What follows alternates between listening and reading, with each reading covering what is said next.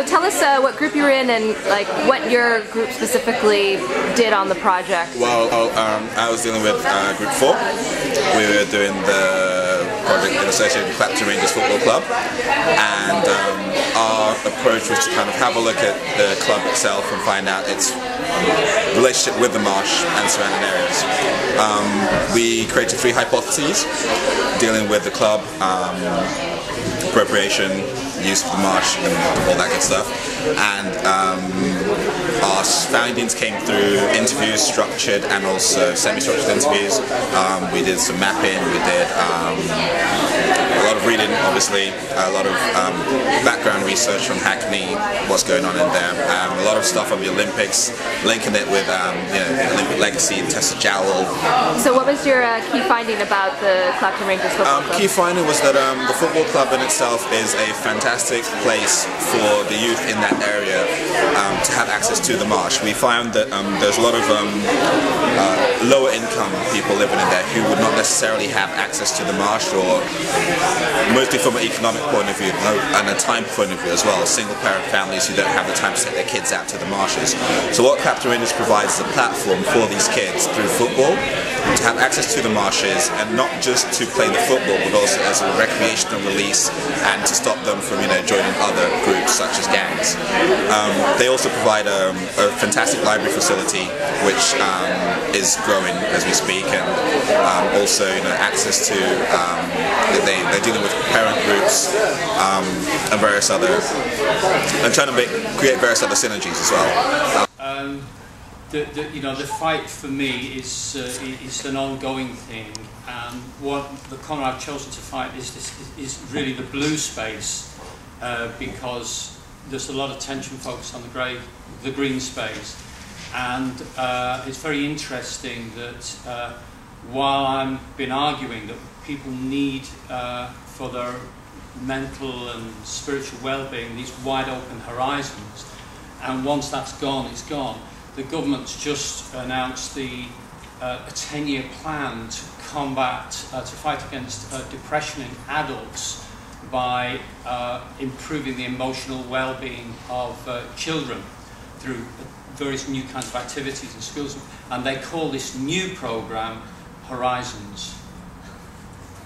With the Hackney Marshes Youth Group, we do a lot of work on the marshes, and we have tended to be in the last few years more concentrated down in that corner of the southeast bit of the marshes, and it was interesting seeing with some of the presentations how people use the other end and south end Zenogo area and all these different perceptions, and it really highlights how there are like lots of levels of use. It's like we're all living in different dimensions. Different people use the marshes in their own way and have their own perceptions about it based on their use.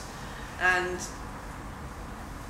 yeah, I think we just got to all learn about how different people see it, because that's where conflicts come, because there's very different ways of seeing things.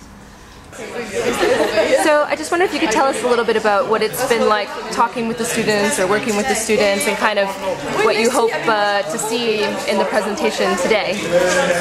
Well, it's been very interesting because they've come with a fresh outlook on the marshes, because like some people don't know it, so it's quite interesting for us to talk about it and actually explain to people, because we do, you can take these places for granted when you are very familiar with them. And I know that just from talking to people and during the course of our conversations, people have asked interesting questions and have come up with ideas about how about the area, which is just very refreshing. So I think they can have a very good outlook, and hopefully there'll be ideas and it'll tell us things that we don't know, basically. Okay, well, it was really interesting working with the students. I didn't know what to expect as an output, like even to this presentation, but I'm really impressed is I feel amazed. As for the leaflet, it's going to be really useful to me, mainly because when we're working in the organisation, we're always looking down and across and firefighting, and this leaflet has just come like ping, and it's something that we can use and give out to people, and it's going to be really useful, and it kind of sets things kind of clear for us. Like, we couldn't have said it better if we tried, you know. So it's really brilliant, and I really do appreciate it. Thank you very much. First of all, you're throwing up a lot of data, which up until now simply didn't exist, and that's always good because we have our own understanding of who uses the marsh and why they use it, but really no hard knowledge. And this is the beginning of. I mean, it's not completely perfect, but it's certainly the beginning. It gives us some nodes of stuff which we can begin to work into. It also, a couple of perceptions have been interesting. They kind of confirm some things which I've been aware of but haven't heard other people say, and that is good. And also there are other groups around here in this room now, and who have been mentioned in the outputs, who we will make contact with. That's all good. I thought the students were very knowledgeable. They'd obviously done a lot of work and a lot of research into the area and the subjects they were covering. I was particularly interested in the idea of the playbook that they presented at the end as a way of trying to inform people perhaps of not only the importance of play in children's lives, but also how there are many restrictions on children growing up in today's society. So I might even get involved in that if I can. I've been very interested in the process of this whole exercise, and it makes me realise how complex the planning and consultation process is. Coming from a community development role, I've come from the bottom up, and so I'm aware of helping people, local people, get their voice heard in a planning process.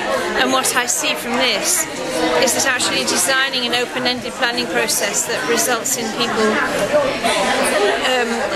being able to communicate the importance of their values and the importance of what they want to say is not easy. And the complexity that's brought in because people have their own agenda who are the planners, which is what I'm getting very strongly from this, is something that I don't think is articulated enough. And so when I'm going to be helping people in the future get their voice heard, I'm going to be saying to them, let's identify what the interests of the planners are in this before we get started, so that we can get the different interests involved clear from the beginning. It was a great experience coming here. I really enjoyed it. I thought the environmental justice perspective is really, really good, and it contributes a lot. Being an activist in the Transition Towns movement, I was interested by the similarities and the differences, and I think the environmental justice perspective has got a lot to offer, because it's looking at the issue of kind of it's centrally targeting, critiquing racism within the provision of environmental goods. Which is absent in the transition movement. As you can see in Transition Brixton, there's the black and ethnic minority community has been largely marginalised. On the other hand, in the transition movement, there is a very, very strong central idea, which is peak oil and climate change, which I think is a big strategic idea. And what kind of concerned me a bit in the presentations was maybe taking the issue of the Olympics at face value and pinning too much faith on something which is at best transient and at worst manipulation people by populists in the political leadership, which could sidetrack people both from the climate change issue and from the issue of improving community environmental goods. So I think if we juxtapose the two ideas, there's some interesting stuff which would come out of that cocktail, and I think that's a very exciting kind of reflection.